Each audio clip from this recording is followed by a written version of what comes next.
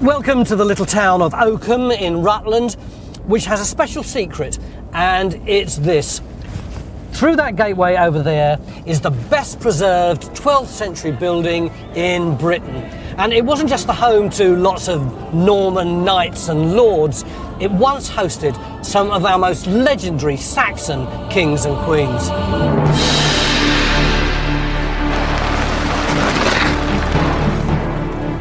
But there's more to Oakham Castle than meets the eye. Under these lumps and bumps lies some fascinating history. Well, there you have it. And getting to grips with it is no walk in the park. Well, I'm confused. Can we rise to the challenge? It looks pretty disgusting to me. And piece together an entire 12th century Norman castle. Just a stately home with attitude. We'll know in 3 days. Right, time's short, Ian. Let's get on with it.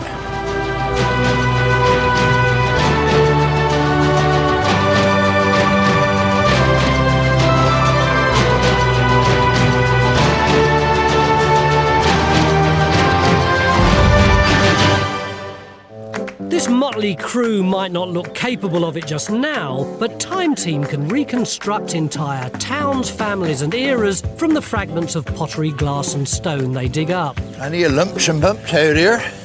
Oakham lies in the tiny county of Rutland, east of Birmingham and in the heart of what was once medieval England. This rich agricultural land sat at the crossroads of major trading routes, making it a magnet for invasion.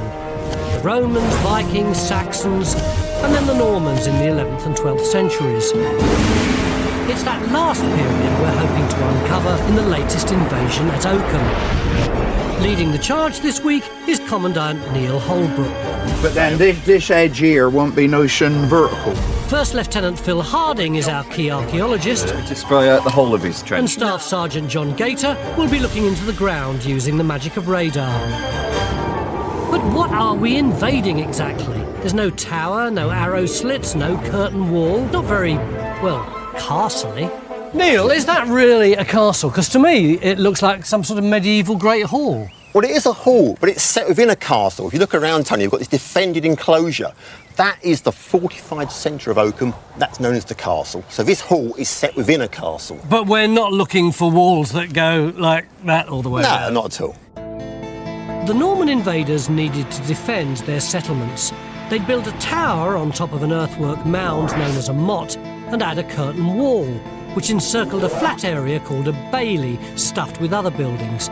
But here, those buildings have disappeared. Geophysicist John Gator has already made a start on this area at the end of the hall. What we've been asked to look for is a building that comes this side of the hall? Yeah. Yeah, well, we're still looking for it. You haven't managed to find it? We've got one or two responses that could be buried masonry. I mean, the radar isn't giving us a clear picture at the moment. And I'm not sure why, to be honest. OK, so we've got all this jumbled archaeological knitting. How are we going to start unpicking it? We start over here, I think. We open up a trench in this area. All I'd say, though, is ignore us with regards to archaeology, but you can't ignore us about the services. It seems to be chock-a-block full. Where are the services? Well, there's where are the on the geophysics? You can see them in detailed. Do you see services? Here we go. But it already. Just watch out that you don't get electrocuted, gassed or drowned. You've never bothered about it before. Why this sudden concern? Because I love you. Phil's under orders to open the first trench at this end of the hall, where these blocked up doors are a big clue that something was once here. It could be an early extension or even kitchens, which were often attached to great halls. Custom help, lads. Can we get the boards and the polythene down around the back of the trench, please? But this wouldn't be Time Team without an immediate technical hitch. Matt's gizmo is picking up an electricity cable, slap bang across the path where Phil wants to put his trench. Well, what we're going to try and do is to try and avoid a electricity cable coming across here. So what he wants to do, Ian, is start here. That line there is the cable. Dodging cables is the least of John's worries. So far he's not getting anything that looks like a bit of solid masonry on the geophys. If he can't work out what the problem is, we could be in for a long 3 days. While the team puzzle over what they have or haven't got outside, inside is an altogether greater puzzle. One of the weirdest interior design jobs I've seen in 20 years. This beautifully preserved hall is home to 350 presentation horseshoes donated by visiting dignitaries and royalty. 1,000 years of history hanging on the wall. Big question, why horseshoes? Well, we know at the time of Doomsday it's owned by the Crown, but at some point in the early 12th century it's granted to a family called de Ferrers, the Norman family. They were originally from Ferrières in Normandy. And it's probably for that reason that we have all these horseshoes, because although the earliest horseshoe is 15th century, it may well be a pun, that tradition, on the name Ferrers, farriers. Walkelin de Ferrers, who built Oakham Castle about 1185, was a favourite of Richard I, more famously known as Richard the Lionheart.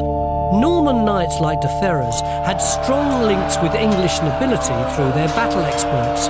Richard and de Ferrers fought side by side during the Crusades. This is the people who went with Richard I, Richard the Lionheart, on crusade. Interesting that he's identified as from Normandy, not from England, and he's the first name in the list. Look, Walkelin de Ferrers.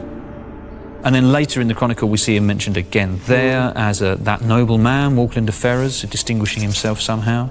It's interesting, isn't it, that de Ferrers always comes first or second in these lists, or at least high up. He's high up the list, and that's significant. It shows how close he must have been to Richard himself, and one of his most trusted captains.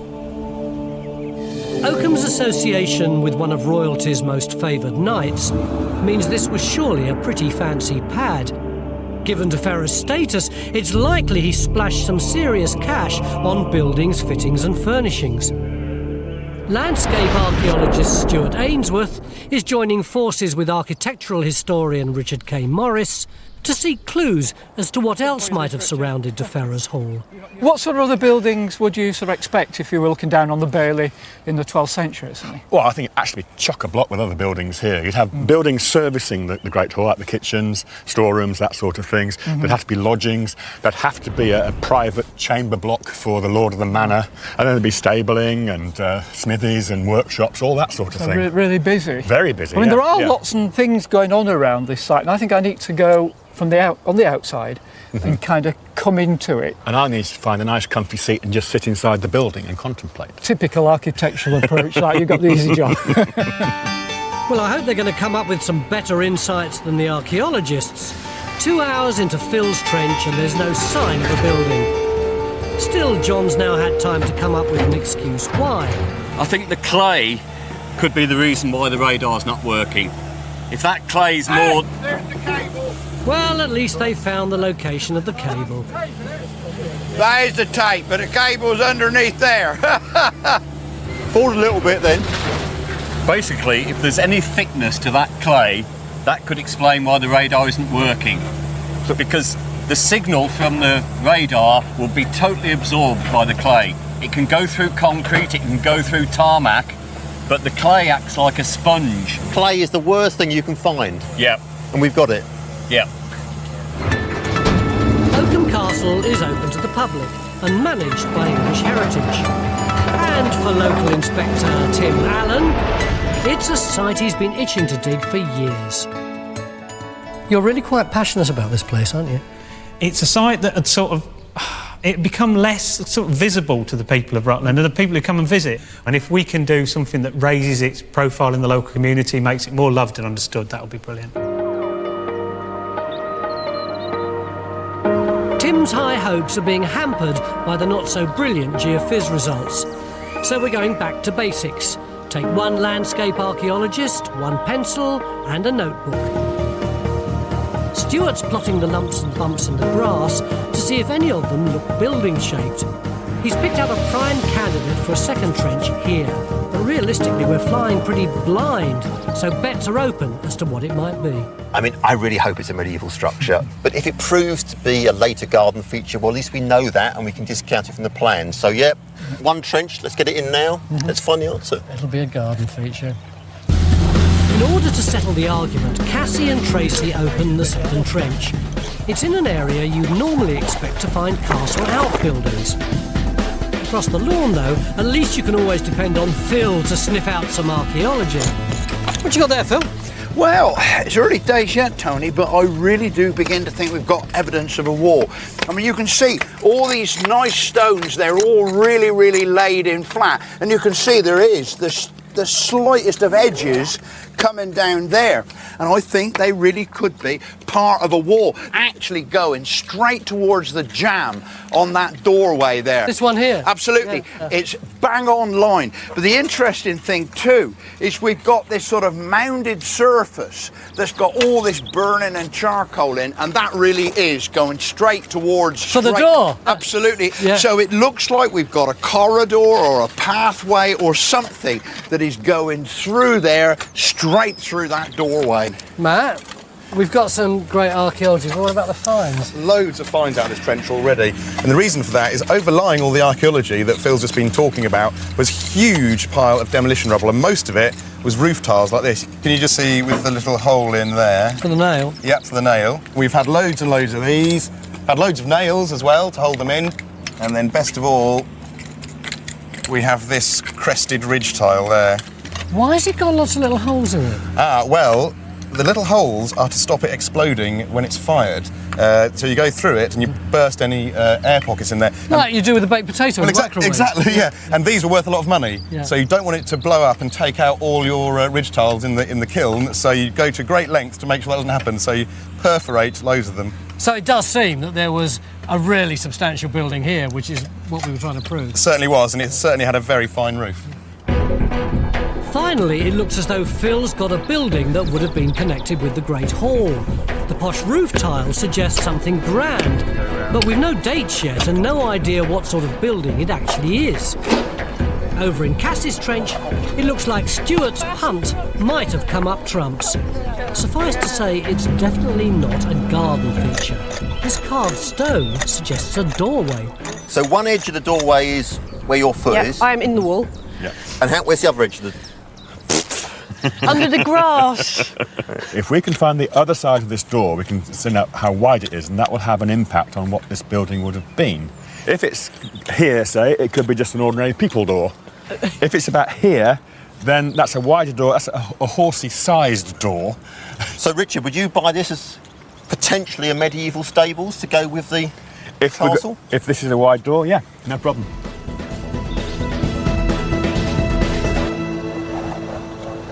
End of day one, and quite frankly, today's archaeology has been really frustrating. We've got some kind of corridor going through that trench there, leading off from the Great Hall, but where it's going, none of us has got the faintest idea. Over in this trench, well, I was wrong. It wasn't a garden feature. We do have some kind of structure, but we can't yet date it. The really good news, though, is round this little corner, and John is holding it. What have you got, John? No, you've got to come round another corner first. Oh, yeah? I mean, basically, we've had so much flak today that we found nothing at that end. We've decided to look at this end of the hall. Yeah. And basically, that's where we are on the plan. And look at these radar results. I think that could be a range of buildings. And what's so significant about finding buildings here? This is the high status end of the hall where the nobles would have eaten. So could this be the chambers of the Lord and Lady of the Manor? Will we find the Norman High Table? Will we find the Lord's quarters? Will we find his bedroom? Will this drizzle stop? We'll know tomorrow.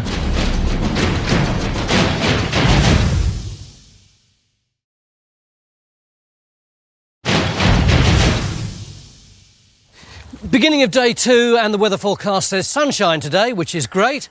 Beyond the Great Hall here, they're going to start excavating for the posh end of the Norman castle. Over here, we've got some kind of structure just there behind John, but we don't know what it is yet. And in Phil's trench, everyone's beavering away. Well, they will be when they finish their tea. Morning, team. Morning, Phil. The great thing about Time Team is that it always has us on the edges of our seats, doesn't it? It's all go for site director Neil Holbrook, with 2 trenches open in front of the hall and one at the back. We're trying to piece together what this Norman complex once looked like. And now Phil's finished his morning cuppa, hopefully we'll start to get some answers. In the stable trench, the team are uncovering more walls. We've got a wall here. And they're not the only ones. Raksha, I hear you found something. Well, I've just actually found a wall, but I'm absolutely confused about this. The wall on the geophys should actually be running in this direction, and we have something that seems to be either added onto it or is part of it. I'm utterly confused. You're not the only one, Raksha. There seems to be a second wall underneath the one showing on the geophys, and it's on a completely different alignment to the Great Hall. So if this is our first glimpse of Walkelin de Ferrers' posh living quarters, it suggests they were completely separate to the hall itself, and that's pretty unusual. Well, I'm confused. I wasn't expecting this. While Raksha perseveres with her perplexing trench, Phil's going great guns in his. He and guest pottery guru Jane Young are taking stock of what he's found so far, and together it's building a compelling case that we're in the Norman kitchen and through passage. Tony? What? You haven't seen this, have you? Come and share with me this star find. What you got? It looks pretty disgusting to me. To you it might look disgusting, but to us it is our star find. You know what it is? It's a manky old bit of metal. No, it's not. It's a horseshoe. Oh, you're joking. No, I'm not. What a lovely find. It's a horseshoe from Oakham. It really is. How brilliantly appropriate is that? This isn't a ceremonial horseshoe like the ones up there, would it? I rather suspect that's to come off a dobbin, hasn't it, Jane? Yeah, I think so. Well, horse might have been on the Norman menu, but the reason the shoes turned up in the kitchen area could well be because a few metres away, Cassie and Tracy are digging what we think is a stable block. What's more, they've got something to date it. I've got some pottery from the layer that I'm doing at the moment, and that's 12th, 13th century. And that's sealed by the tumble from the wall. Right. So I think we can safely say it's medieval. So what kind of building could this be, Richard? I think they'd be quite grand, bearing in mind how close they are to the Great Hall and how important the horse was to your average medieval knight. So I think they'd be a fairly grand stone-built building. After a slow start, the pieces of Oakham Castle are finally slotting together. These classy stables would have taken pride of place within the Bailey enclosure, but the question of what surrounded the Bailey is one for landscape archaeologist Stuart Ainsworth. The frustrating thing about looking for a castle like this is it's all lumps and bumps. You never get any tangible idea of what the castle would actually have looked like. Well, look at that. Yes, see what you mean. Does that look a bit like Castle Wall or something? Well, there's certainly something there, isn't there? After the Normans came, a stone curtain wall is put all the way round. And what we're looking at here, the remains of that curtain wall. But that looks really curved, Stu. Well spotted it is. It's the remains of a D-shaped tower which stuck out from the walls. And it's interesting because you can see it on this 1787 map. And the more you walk around and probe under the ivy, you can see where there might have been other towers. Stuart thinks there may have been towers in all four corners of the site. They'd have been D-shaped, extending out from the wall on stone bases. This would have given them a 180-degree view of the wall and neighbouring towers, an imposing statement of power and prestige. Raksha, I can always tell by the sound that's much more solid at that end of the trench. Within Oakham's impressive walls lay a number of seriously classy buildings. Raksha thinks she may have discovered the outer wall of Walkelin de Ferrers' living quarters. Possibly this is the back end of it. It seems to be following the geophys, although I hate to say it. But, you know, it seems to be behaving itself. Tim, is this what you'd expect to find? This is very much what we're hoping for, that because we've got proper mortar masonry and maybe we've got the infill of some sort of ground floor room here.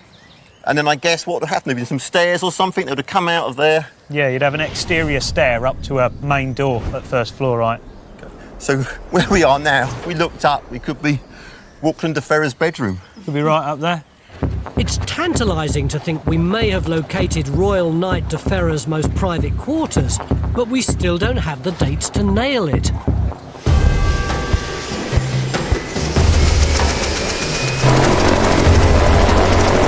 Undeterred, Stuart's on his next mission to reveal more hidden gems surrounding the castle.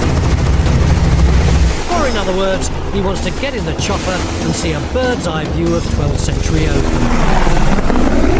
The Normans were renowned for their castle building prowess and solid defences. De Ferrers was no exception. Stuart can clearly see from the air how the Normans diverted the course of the nearby river, building a channel to the castle to feed a moat. Back on terra firma, and Stuart's itching to update Neil on what he's found. What I've discovered going up in the air and taking a wider view is what's happening is there are two streams.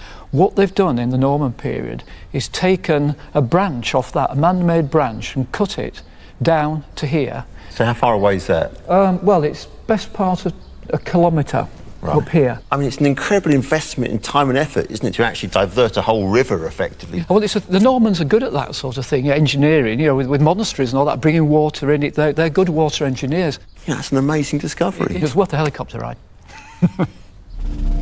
Stuart's findings underline how emphatically the invading Normans stamped their mark on Britain.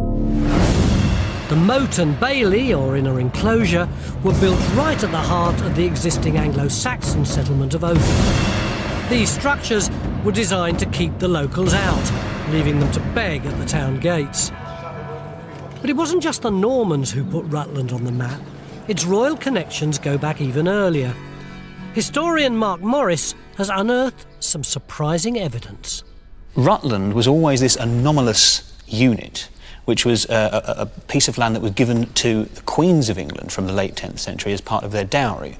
And if you look at this charter, for example, of Edward the Confessor... Edward was the king up till 1066. Up until January 1066, yes. His death sets in train the process that leads to the Norman conquest. You can see in this charter of Edward's, we've got Rutland, mentioned for the first time in any document. So Rutland being given as a dower portion to his queen Edith. What do we know about her? Quite a lot, because she commissioned a history of Edward's reign, and unsurprisingly as the patron she comes across very well. She's described as beautiful, virtuous, accomplished, speaking many languages, very good at needlework. Edward the Confessor's wife Edith was also King Harold's sister. He and 3 of her brothers were killed at the Battle of Hastings. Unfortunately, none of them had any offspring, so unless Edith produced an heir to the Anglo-Saxon throne, control would be handed to the conquering Normans.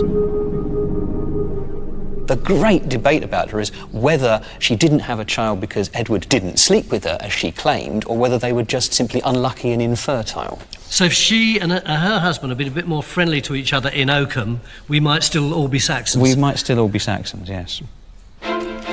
So not only did Oakham attract the highest echelons of Norman society, it was a place fit for the Saxon Queen Edith. But what we don't yet have is any trace of anything Saxon in the ground.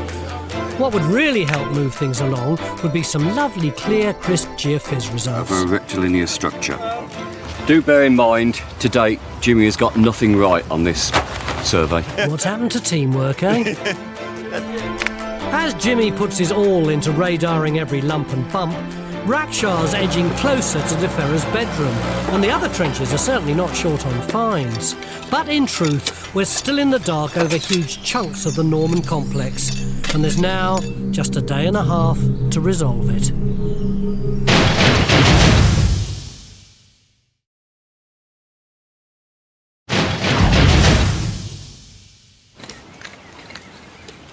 Afternoon, day 2, and we've all been waiting with bated breath for John's geophys results because they could hold the key to this end of the site.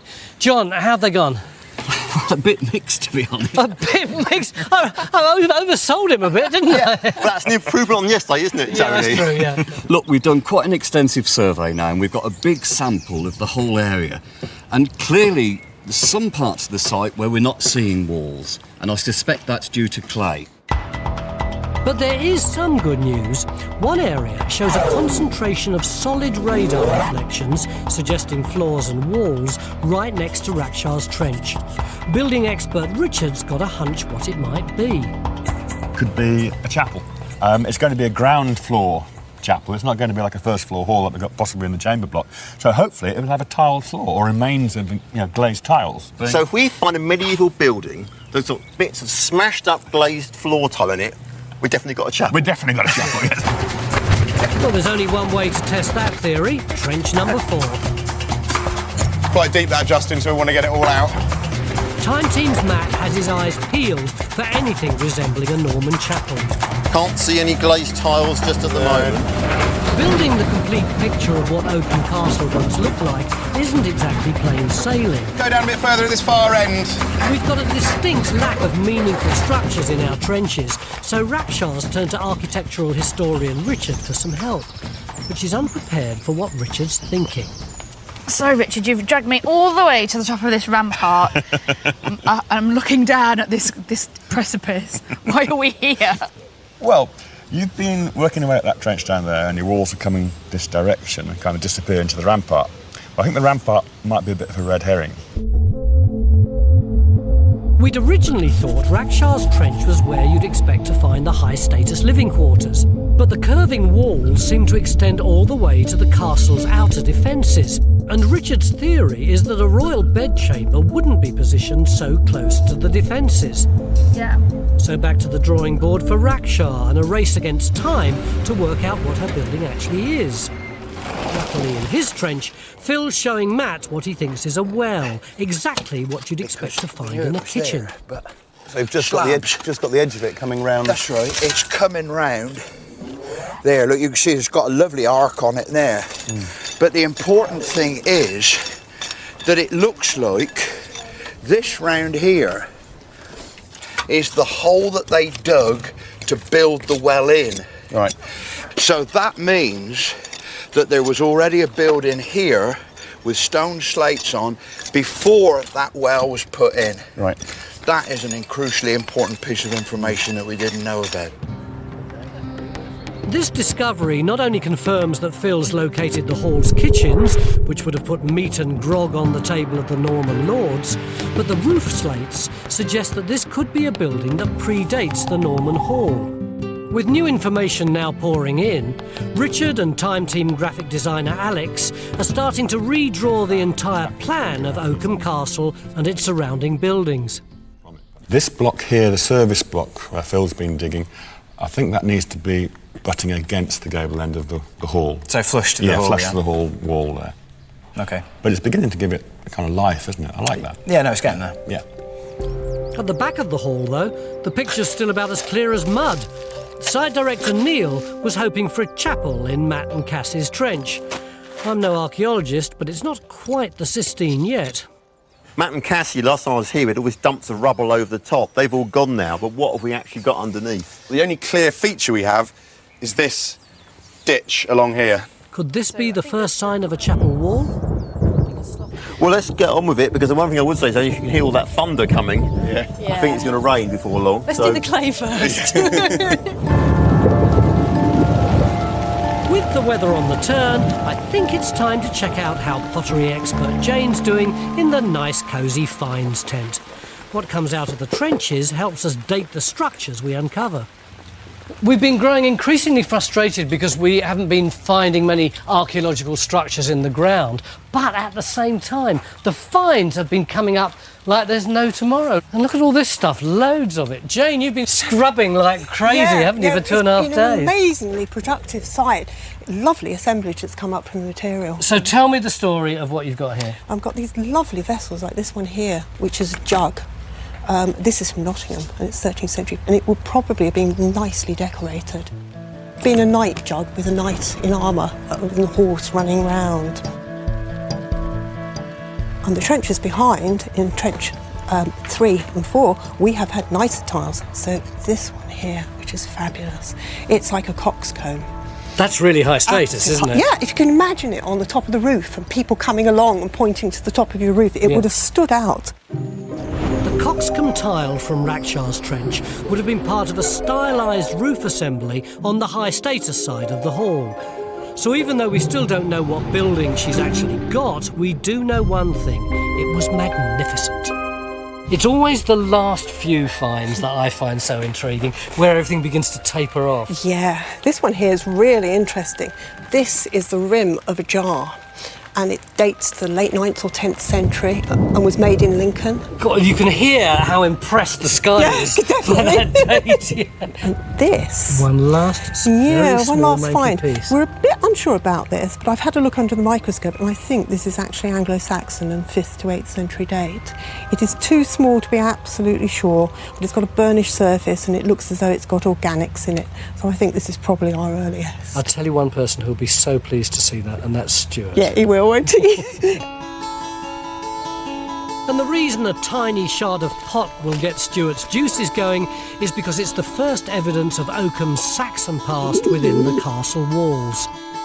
As ever, though, Stuart's already one step ahead, scouring the surrounding town and adjacent park for evidence of Oakham in the time of its most famous Saxon resident, Queen Edith. So how does this help us with our trenches? Well, at the moment, we're fairly confined within the curtain wall of the Bailey, aren't we? That's where all our energy is concentrated. I think we need to be thinking of going outside, into the park to the north, because the Bailey seems to be dropped within a bigger enclosure, so I think we'd need to explore more out there. While Stuart starts building the case for investigating what he thinks is an outer enclosure or bailey, inside, Rakshaw's getting ever more glimpses of de Ferrers' taste and interior design. This is a bit of plaster. Can you see? It's got the impressions on the back for where you would have had like the timber wall, and really clear. As well as the decorated plaster, there's a 13th century roof tile with a hole for the nail, and a chamfered cornerstone, an exquisitely crafted must-have on any posh building. Despite this good fortune, we're still scratching our heads for anything that sheds light on the function of this building. Well, it seems like the team have downed tools and escaped next door to ponder that very question. It's nothing to do with the beer, of course. No, this is a very serious end-of-day discussion. How have we done today? It's been a mixed kind of day. I mean, but Rakshaw's trench has been absolutely fantastic. Those walls are brilliantly preserved. How about you, Matt? Well, there's no signs of any structures in my trench yet, no walls or floors, but I mean, it's still archaeological deposits at the bottom, so everything to play for. You must have got to the bottom of your trench by now. No, we keep going down. There's no sign of the bottom. I mean, obviously, if we go down, there will be a bottom, but I honestly don't know that getting to it is actually going to add anything to the story. I think that trench is pretty much finished. So you can move on elsewhere tomorrow? I reckon. Stuart, where do you think he should dig tomorrow? I think we should go and play in the park tomorrow. Since when did you make this decision? I thought he made the decisions. I asked what he thought. Yeah, well... Easy, Tiger. Where do you think we should dig? I think we should go into Cuts Close, which is in the park, and see if there's any evidence of the pre-Norman castle. Is there anything Anglo-Saxon? Oh, that's such a long shot. Yeah. You may think it's a long shot, but you haven't done the survey. Well, let him go and do the geophysics. Would you be prepared to give Stuart a little bit of labour? A small bit of labour, because it's coming out of Phil's trench. Yep. Reluctantly, yes, but I want to extend Rakshaw's trench because those curving walls really fascinate me. All right, fair enough. You happy with that? Ish. All right. So tomorrow, hopefully, we're going to be able to pull together the whole story of the Norman castle. And will we discover anything Anglo-Saxon? Anglo-Saxon? And will Stuart Ainsworth buy a round?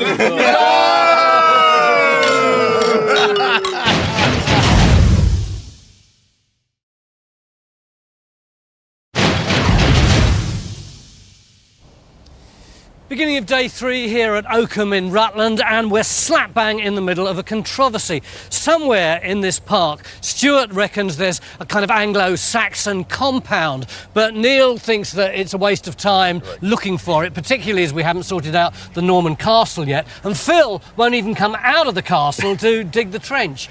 Tim, you're the English Heritage Inspector. It's actually down to you. Are we justified? I think so. It's a feature we don't understand well, and essentially we're talking about a small hole in a large feature, so the impact won't be very great. What is this feature that we want to have a look at? It's this bank here, and what we're trying to do is just take a section out of this bank to see if we can find what the bank buries. Mr. Grouchy's had a chance to sleep on it. How do you feel now? Pretty grouchy, actually. There's so many things we could do on this site, Tony, and we're a long way from the castle. Feels in the right strop as it is. Really, all we want to do is just try and cut in. One there. Yeah. One bucket's width. Technology lets us down again. Technology crisis. Neil's got a blocked nozzle. This is the kind of drama we get all the time on Time Team. I'm really looking forward to who's going to tell Phil that he's got to dig this. Phil's Norman kitchen trench is almost finished, but he's not exactly chomping at the bit to get cracking on Stuart's wildcard trench in the Outer Bailey, looking for Oakham's Saxon origins. But hints are being dropped. What are you laughing at? Hey? Meanwhile, in her stable trench, Tracy's still struggling with the archaeology. Over in the posh end, Rakshaw's trying to make sense of a jumble of walls in her trench, and next door in the chapel trench, Matt's similarly frustrated. Every time I think I've got a wall in this trench, you investigate it and give it a scrape, and it turns out to be nothing. It's not long before he and Cassie hit quite literally on the reason for the lack of any coherent structures. Well, well, there you have it. It's a devastating blow. It wouldn't be allowed now, but when this modern sewer pipe was put in during the 50s, all the Norman remains were churned up and destroyed, leaving Matt and Cassie at rock bottom with no chapel. But in the outer castle Bailey, there's one man who doesn't need stuff in the ground to paint an evocative picture. What we've got to do is look at the place in context, or the castle in context. For instance, just what we're walking out of now, if you went back to the 14th century, this would be a gigantic fish pond outside the castle. Yeah. The bank we've walked up in the 14th century is the edge of a big garden enclosure. These things are referred to in an inventory, so we've got a nice picture of what's going on with the Norman castle and what's around it in that period, but we've still got this outer enclosure issue to address, and I think there's compelling evidence that the castle is dropped within an earlier enclosure. OK, this isn't just a crackpot theory. We've already found one piece of Saxon pot and know that when Queen Edith was here in the 11th century, Oakham was a significant Saxon settlement. Stuart's convinced that the defensive mound running around the Outer Bailey was there before the castle. It's what the Saxons would have called a burh. So you think that this green bank is actually the Anglo-Saxon burh? I do, and that green bank that's up there that's the perimeter along there. And that's what we're putting the trench in, and that's why you're so keen to see if there's any evidence of Anglo-Saxon activity there. Yeah, it's the structure of the bank. What's it look like? How is it made? What material does it have in it? Does it have anything in at all? But it's something different to everything else that we can see in this landscape. Right, time's short, Ian. Let's get on with it. As Phil gets stuck in with his usual gusto, he makes two unusual finds right away. Half a plastic spoon and a ballpoint pen. Wow, they never left any ink in it. While Phil digs for Britain in an attempt to find something, anything Saxon, work has started on a traditional item long associated with the hall. Cassie's found herself a new job as a blacksmith's assistant. Now, when you use a hammer, you don't use from your wrist, and you work from your elbow. We've called in blacksmith John Spence, who was responsible for making the last 3 presentation horseshoes in the hall. This is just rounding it off, yeah? Yes, if you put it on the diagonal. Horseshoes have been made by hand since the days when Walkelin de Ferrers might have ridden into the hall from a hunting expedition. But instead of bellows and a hammer, we've got the luxury of a blowtorch at 2,000 degrees centigrade that slices through metal like butter. 350 horseshoes dominate this extraordinary hall, and although we might not be quite the royal visiting party, we couldn't investigate Oakham without adding something of our own to the collection, something unique. Is this ready? Yes, it's all finished. They're screaming I'm sure this will take pride of place among the others, but as our diggers revealed, there's much more to Oakham than ceremonial horseshoes. Time Team's finds expert Danny has had her work cut out investigating find after find that the site's thrown up. You've come up with some lovely stuff, haven't you? Yeah, we found some really nice things, actually. One of them is this medieval axe head. So you can see the blade here, and then this bit here is a socket. And that's where the handle would have gone. out here. So it's quite small? It is, actually. It's probably for woodworking. What about this coin? Well, it's not actually a coin. I know it looks very much like a coin. Is it a jeton? It is, yes. This is kind of years before they didn't have calculators and things like we do now. So it's almost a bit like, you know, how they had abacuses, and this is what they would use to actually sort of reckon up with. And it's got the head of Edward I on it. And his dates are? He's 1272 to 1307. That's lovely for us, isn't it, with our medieval castle? It is, isn't it? Yeah. This has got to be my favourite find of the entire dig there, this little spoon. I know, it's lovely, isn't it? Yeah. This is an apothecary's spoon, so it's used for dispensing drugs and for herbs and for medicinal purposes. So that's why it's so small, because you're actually sort of using very controlled measures. Great. But isn't it lovely? Yeah. These beautiful finds are an insight into daily life at Oakham in the 12th century. Not just a stately residence, but home to craftsmen, housekeepers and herbalists. It's not quite as easy to identify what was going on in Rakshaw's Trench, though. It's something posh, but probably not a bedchamber. And with hours to go, the walls just keep on coming. Well, obviously we've got this main chunky one running through here. Yeah. And then you can see, as I'm stood here, there's another wall on a completely different alignment. They don't really match the main building either. So they're two buildings that we didn't even know were here at all. But Rob's been ferreting away and he's got himself the holy grail of pottery. What is it, Rob? Ta-da! What is it? Well, I'm reliably informed by our pottery expert that this is 10th, 11th century pot. And crucially, it's come from this deposit here, which is a sort of make-up of levelling layer that runs underneath the bottom course of this wall. That might be exciting to archaeologists, but it's not really exciting to proper human beings, is it? Well, it actually is. It tells me that this is much older than that building there. Ah, so we've got cast iron dating evidence. I think that's a result. Identifying what sort of building this unusual wall belonged to has proved an impossible task. But underneath it, Rakshaw's got a wall that nobody was expecting to find. It's the first ever structural evidence of a Saxon building at Oakham, earlier than the Norman castle. And if we've got one Saxon building in the inner bailey, could Phil match that with something Saxon in the outer bailey? Hello, mate. Hello, Tony. How's your famous trench going on? Well, my famous trench is nearly complete, actually. I'm just doing a bit of recording. So what have you got? Well, we do have the tail of the bank. You can actually see it in this section here. You see this grey material? And it literally is a wedge. This is the material that is washed down off the bank. Now, the really interesting bit, the crucial bit, is this bit here. You see this reddish clay layer, because that is the old ground surface, and that is the bit that is totally sealed by the bank, and it's the bit that would give us a date for the construction of the bank. You say would give us a date? It would give us a date for the construction of the bank if we found anything. No fines? No fines at all. Stuart! Hello? No fines, absolutely no fines. Well, that could be a bad thing.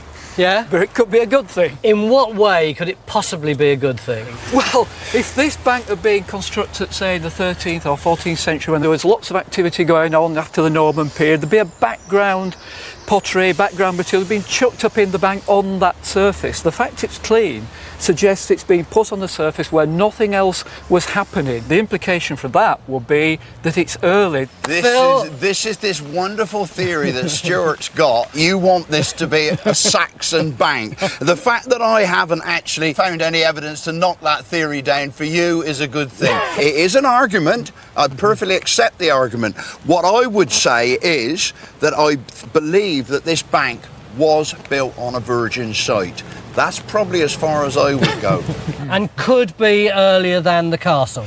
It could be earlier than the castle. It could even be earlier than the Saxons. You know, we simply don't know. With all the other evidence you've got, it seems to me As a punter, I think you've made a compelling case for this being an Anglo-Saxon burr. Thank you very much. But you're gullible, aren't you? Yes, you are. Good work, Phil. Yeah. Some of the finest archaeology you've done. All right, it's tenuous, but this find, or lack of find, rounds off an exhausting 3 days where time teams rewritten Oakham's history. Oakham Castle was built within an earlier Saxon enclosure. The splendid Norman hall was encircled by walls and towers.